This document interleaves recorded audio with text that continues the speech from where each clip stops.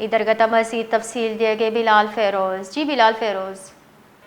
जी बिल्कुल, कोयटा जिला के जॉइंट रोड पर जो है आज ये अफसोसनाक वाक़या पेश आया है, जिसमें जो है एक तेज़ रफ्तार कार ने जो है जॉइंट रोड गर्ल्स स्कूल के करीब अपने वालिद के हमरा वॉक करने वाली 30 साला समिया सलीम रज़ा नामी लड़की को जो है कुचल दिया और मौके से जो है फरार हो गई।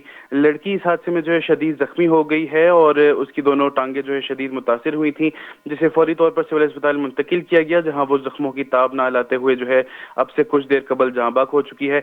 इस वाक़े के खिलाफ लड़की के वालिद ने जो है मुताल्लिका थाने में एफआईआर लॉन्च कर दी है और पुलिस के मुताबिक इस एरिया में मौजूद जो सीसीटीवी कैमरास थे, उनकी मदद से जो है गाड़ी की शिनाख्त करने की कोशिश की जा रही है और गाड़ी चलाने वाले मुलजिम को जो है जल्द ढूंढकर उसके खिलाफ कानूनी कार्रवाई की जाएगी। यहाँ ये बताता चलूं कि 30 साला समिया सलीम रजा जो है वो अपने वालिद के हमरा वॉक कर रही थी जब ये वाक़या पेश आया और उनकी मौत की खबर सुनकर जो है इनके लवाहिकीन शदीद गमो गुस्से का शिकार हैं। और ये भी मालूम हुआ है कि समिया सलीम रजा जो है वो चैम्बर ऑफ कॉमर्स की मेंबर भी थी और अपने भाइयों की इकलौती बहन थी। जी बहुत बहुत शुक्रिया।